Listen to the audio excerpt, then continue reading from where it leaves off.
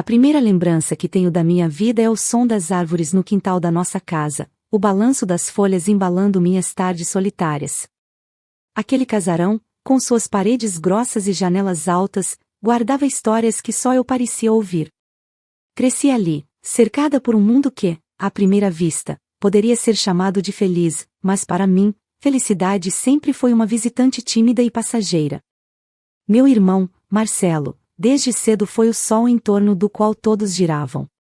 Bastava um gesto dele, um olhar ou uma palavra, para que meus pais se iluminassem de orgulho. Cada nota alta na escola era celebrada como se fosse uma medalha olímpica, cada participação em um campeonato, um triunfo histórico. Eu, por outro lado, era menina quieta, a que vive no mundo da lua, a que precisa se esforçar mais. Por mais que eu me dedicasse, minha vitória nunca parecia grande o suficiente para arrancar deles mais que um sorriso polido. O pai era um homem de poucas palavras, mas de presença imponente. Sua voz grave era mais ouvida do que suas opiniões, ele observava mais do que intervia. Não lembro de uma vez sequer tê-lo visto se levantar para defender-me nas discussões com Marcelo, ou para corrigir um comentário injusto. Já minha mãe tentava. Tentava manter a harmonia, tentava me confortar quando eu corria para o quarto chorando depois de mais uma provocação. Mas até ela, em algum momento, começou a acreditar que eu realmente era menos. Talvez não por maldade, mas por cansaço. A escola não era muito diferente. Marcelo estudava no mesmo colégio que eu e parecia carregar uma coroa invisível. Os professores o adoravam, os colegas o seguiam. Eu vivia à sombra desse brilho, e sombras, eu aprendi cedo, podem ser frias. Enquanto ele falava com confiança, eu aprendi a ouvir mais do que falar, a observar detalhes que passavam despercebidos para os outros. Essa habilidade, que na infância parecia uma condenação, no futuro se revelaria minha maior arma. As tardes depois da escola eram um retrato claro do nosso mundo particular. Marcelo chegava em casa cercado de amigos, ocupando a sala com risadas e histórias de aventuras. Eu, em silêncio, subia para o meu quarto com um livro ou um caderno de anotações. Lá, entre quatro paredes, inventava mundos onde eu era a protagonista, onde as pessoas me olhavam com respeito e não com piedade ou indiferença. Não que eu não tivesse momentos bons. Havia dias em que o cheiro do bolo de laranja da minha mãe se misturava ao som do rádio antigo da cozinha, e nós três, eu, ela e meu pai, nos sentávamos juntos, como uma família normal. Mas esses instantes eram frágeis, quebráveis como vidro. Bastava Marcelo entrar no cômodo para que toda a atenção se voltasse a ele, inevitavelmente, eu voltasse ao meu lugar invisível. Com o tempo, aprendi a aceitar o papel que me foi dado, mas nunca deixei de registrar, mentalmente, cada palavra, cada gesto, cada humilhação disfarçada de brincadeira. Enquanto eles me viam como alguém conformada, eu estava apenas aguardando. Guardando forças. Aprendendo.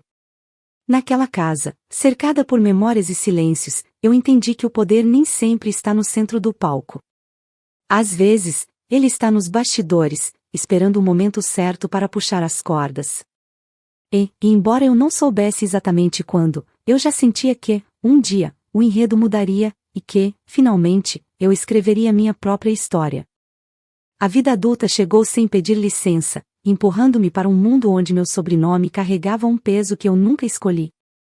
Eu sabia que ele abria portas para alguns e as fechava para outros, e, para mim, parecia sempre fechar.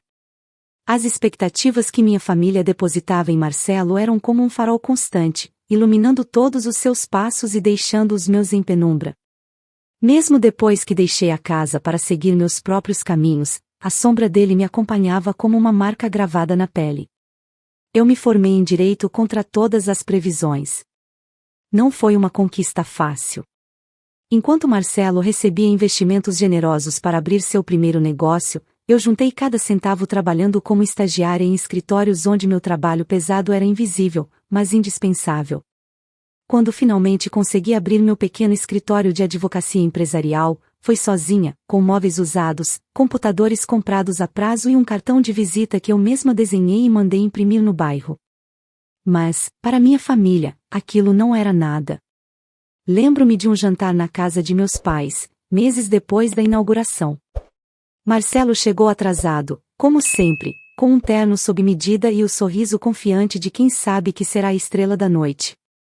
Bastou ele mencionar que tinha fechado um contrato, que mais tarde descobri ser de valor duvidoso, para que todos se virassem para ele como se fosse um feito histórico.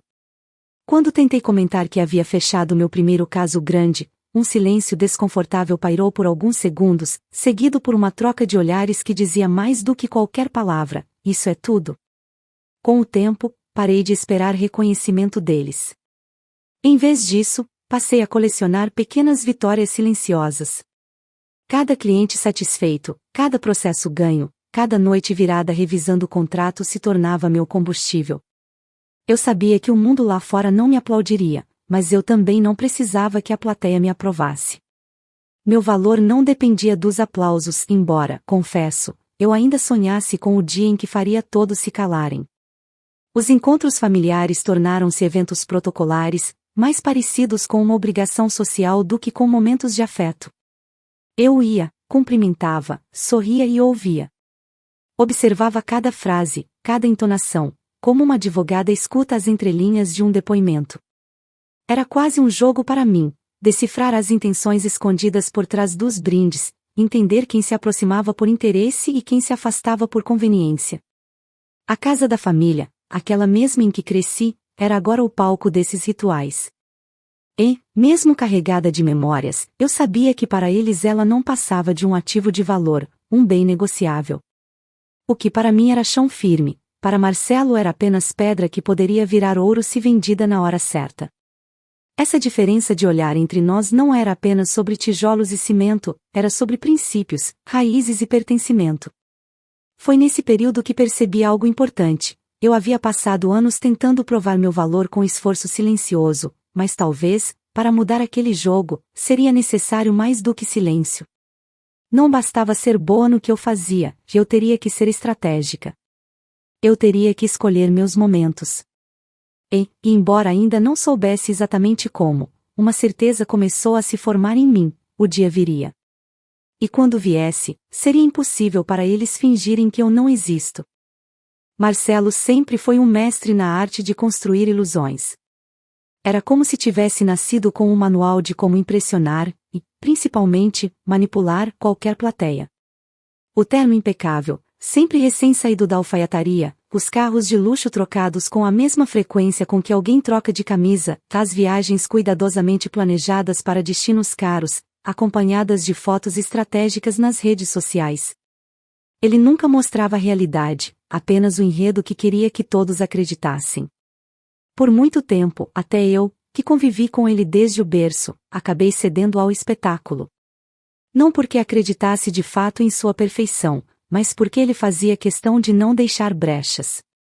Marcelo era persuasivo, encantador quando precisava, e sabia que, para se manter no topo, bastava manter a ilusão intacta. Porém, ilusões não pagam contas, e a dele começava a rachar. O primeiro sinal veio de forma quase imperceptível. Ele, que adorava contar histórias com cada detalhe exagerado, começou a ser vago demais. Antes, ele se gabava de contratos milionários, revelava o nome de clientes e investidores com um orgulho calculado, como se quisesse que todos soubessem o tamanho do seu sucesso. Agora, quando questionado sobre os negócios, respondia com frases genéricas, desviava o assunto para qualquer outro tema ou simplesmente se limitava a sorrir. Era um sorriso duro, de quem sabe que a mentira não vai durar muito. No meu mundo profissional, notícias ruins circulam rápido. Eu não precisava ir atrás, já as informações chegavam até mim como um rio subterrâneo de boatos e verdades. Um cliente antigo me contou, num almoço casual, que Marcelo havia perdido um dos seus contratos mais lucrativos e de forma nada amigável. Outro mencionou que ele estava atrasando pagamentos, acumulando dívidas e, pior, tentando renegociar com condições absurdas. O nome dele começava a ser associado a promessas quebradas. Apesar disso, ele mantinha a postura. Aparecia em eventos sociais como se nada tivesse mudado, o cabelo alinhado, o perfume caro, o olhar altivo. Mas havia algo novo nos seus gestos, os dedos batendo na taça de vinho, a respiração um pouco mais acelerada quando alguém mencionava negócios, o jeito de evitar certos convidados. Eu observava de longe, e a cada vez que notava uma dessas microexpressões, tinha certeza de que o império dele estava desmoronando, não com um estrondo, mas em silêncio, tijolo por tijolo. Foi nessa fase que ele começou a frequentar mais a casa da família. No início, achei curioso, depois, entendi que era um movimento calculado. Marcelo nunca foi do tipo que visita por afeto. Suas aparições tinham sempre um propósito, e desta vez percebi que passava horas trancado no antigo escritório do nosso pai. Vasculhava gavetas, abria pastas antigas, revirava arquivos que, na minha infância, eram considerados intocáveis. Quando cruzávamos no corredor, ele me cumprimentava rápido demais, como quem teme ser questionado. A confirmação veio numa tarde chuvosa. Eu estava na cozinha, preparando um café, quando ouvi a voz dele no corredor, abafada, mas carregada de tensão. Ele acreditava estar sozinho. As palavras escaparam entre pausas e suspiros. Prazo, contrato de venda, liquidar rápido. Não precisei ouvir mais. A casa. Nossa casa. A última lembrança física que tínhamos dos nossos pais estava prestes a ser colocada à venda, e não por escolha, mas por desespero. Naquele instante, um frio percorreu minha espinha. Marcelo não estava apenas tentando salvar a própria pele, ele estava disposto a apagar qualquer vestígio do que representávamos como família para transformar em dinheiro.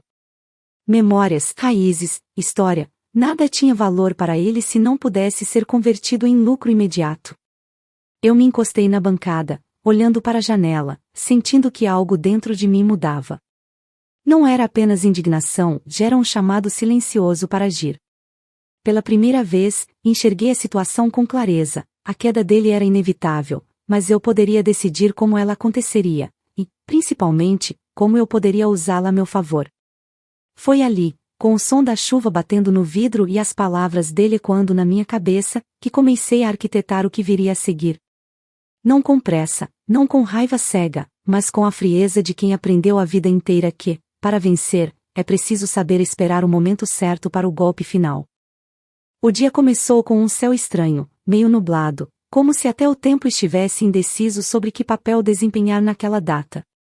Era aniversário do meu pai, e, mesmo depois de tantos anos carregando lembranças mornas da nossa relação, eu sabia que não poderia faltar.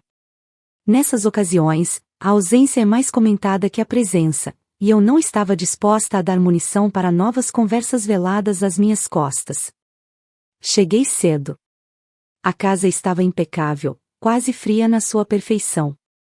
As flores na entrada eram novas, o piso encerado refletia a luz das janelas, e o aroma de assado se espalhava pela cozinha.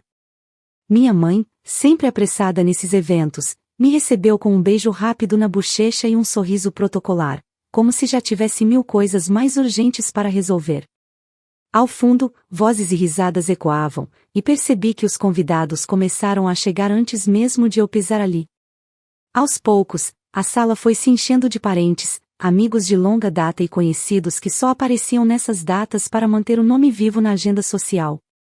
Havia algo quase ensaiado nos gestos, as conversas sobre negócios de uns, as fofocas discretas de outros, e aquele ar de disputa silenciosa para ver quem aparentava estar melhor. Marcelo chegou por último, como sempre. Era uma de suas estratégias, entrar quando todos já estavam acomodados, para que sua presença fosse notada. Usava um terno de corte impecável e um sorriso afiado, desses que não chegam aos olhos. Cumprimentou a todos com abraços efusivos, exagerando na simpatia para camuflar qualquer tensão. Quando nossos olhares se cruzaram, ele manteve o sorriso, mas havia algo ali, um brilho triunfante misturado com um desafio silencioso. Eu sabia o que aquilo significava. O jantar começou pontualmente. A mesa estava farta, e as taças de vinho tilintavam a cada brinde em homenagem ao meu pai. Eu me mantive calma, conversando pouco, observando muito.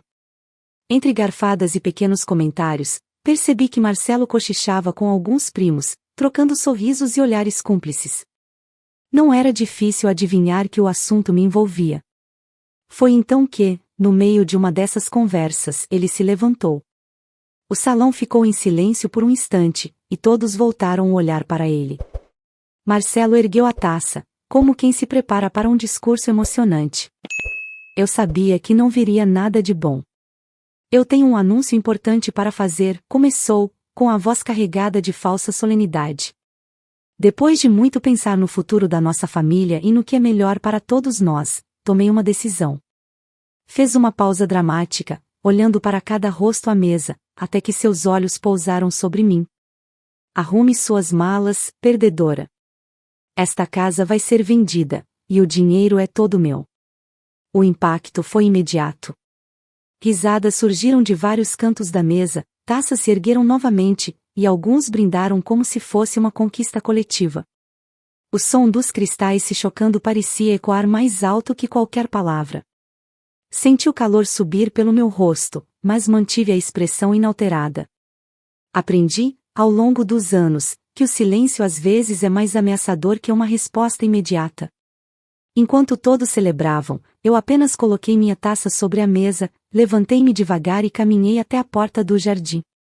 Lá fora, o ar estava mais fresco, e o som das conversas se tornava um ruído distante.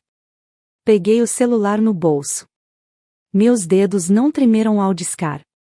Eu sabia exatamente para quem ligar, e sabia exatamente o que dizer. A ligação foi curta. Apenas algumas palavras, medidas e calculadas, que selaram o próximo capítulo daquela noite. Desliguei, guardei o telefone e fiquei olhando o horizonte, esperando. 10 minutos depois, os gritos começaram.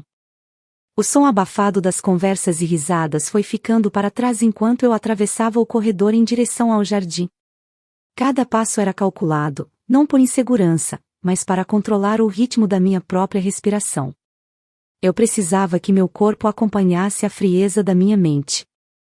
Ao abrir a porta e sentir o ar noturno tocar meu rosto, um leve cheiro de terra molhada misturou-se ao perfume distante das flores recém-regadas.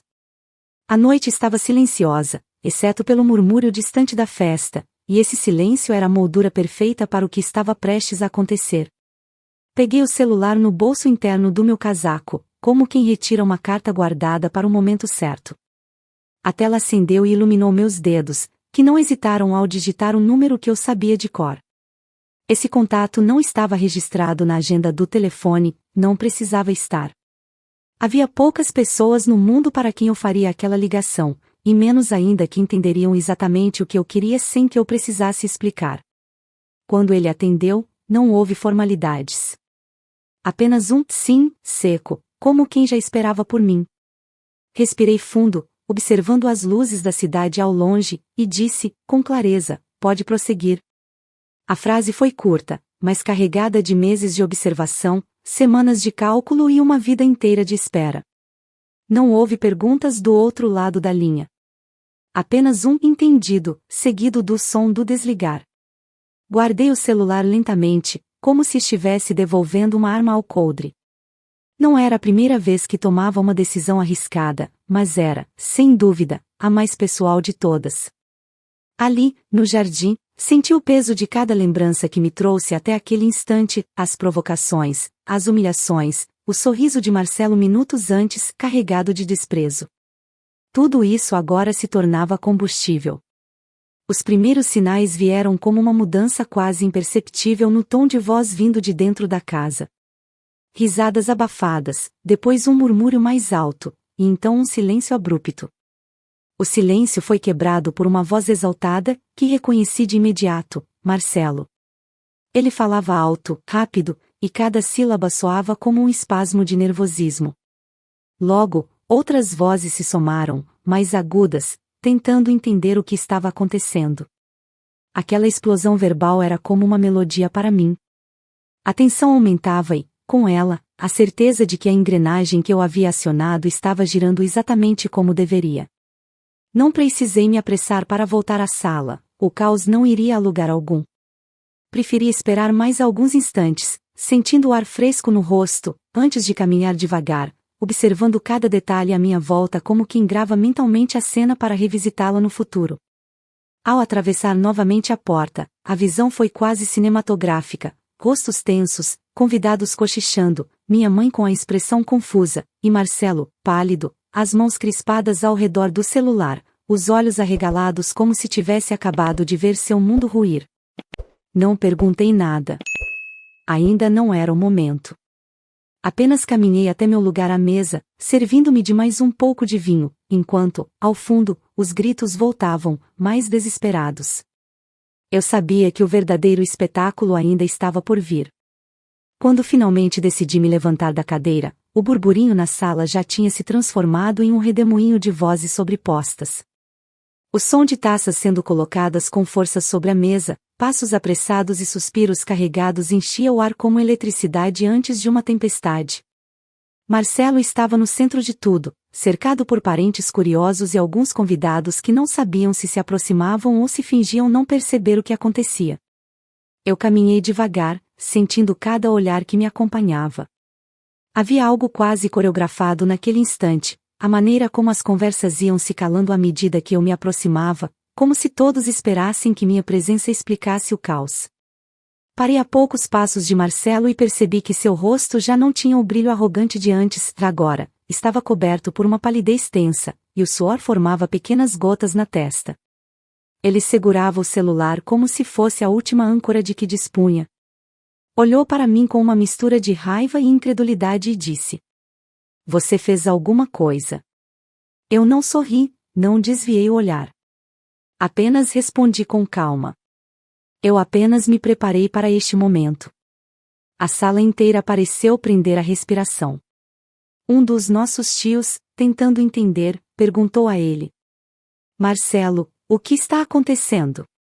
Ele jogou o celular sobre a mesa com um gesto brusco e exclamou: "Isto é um absurdo. Acabei de receber a notificação de que a venda da casa está bloqueada judicialmente. Não posso fazer nada, e a minha dívida, foi transferida para execução imediata." Houve um murmúrio coletivo, como um vento atravessando o cômodo. Uma prima comentou baixinho para outra: "Eu sabia que ele estava metido em problemas." Marcelo me encarou de novo, agora com a voz mais baixa, mas carregada de fúria. "Você armou isso." Eu dei um passo à frente, mantendo a postura ereta. "Não. Você armou sua própria queda. Eu apenas conhecia as peças do jogo melhor do que você." Ele balançou a cabeça, como se não conseguisse acreditar. Foi então que alguém, um amigo dele que eu mal conhecia, perguntou em tom de curiosidade mal disfarçada: "Mas, quem comprou a sua empresa?" Foi nesse momento que me permiti sorrir, um sorriso contido, mas cheio de significado. Olhei para Marcelo e disse: "Eu." O silêncio que se seguiu foi absoluto. O som distante de talheres e taças havia sumido. Até mesmo minha mãe, que até então parecia perdida na confusão, levou a mão à boca. Marcelo deu um passo para trás, quase tropeçando. "Isso é impossível", murmurou. "Impossível?", repeti, inclinando levemente a cabeça. "A única coisa impossível aqui era você achar que ninguém jamais iria virar o jogo contra você." Ele estava sem reação. Os outros olhavam ora para ele, ora para mim, tentando absorver o que tinham acabado de ouvir. Eu não precisava dizer mais nada, cada segundo de silêncio era mais devastador do que qualquer discurso. Naquele instante, percebi que não havia mais volta. O poder tinha mudado de mãos, e ele sabia disso. O peso do silêncio naquela sala era quase tangível. Eu conseguia ouvir a respiração acelerada de alguns, o som distante de um copo sendo pousado com cuidado sobre a mesa, e até o tic-tac suave do relógio antigo na parede. Marcelo estava parado diante de mim, como se a gravidade tivesse dobrado apenas para segurá-lo ali. Ele não piscava. Os olhos, antes cheios de altivez, agora buscavam respostas em mim como um náufrago que vê a costa, mas não sabe nadar. Aos poucos, as pessoas começaram a se afastar, não por respeito, mas por medo de serem engolidas pela tensão. Era como se todos estivessem testemunhando algo que sabiam que não deveriam interromper. Eu, por minha vez, não tinha pressa. Passei anos sendo empurrada para a periferia dessa família, e agora, pela primeira vez, estava no centro.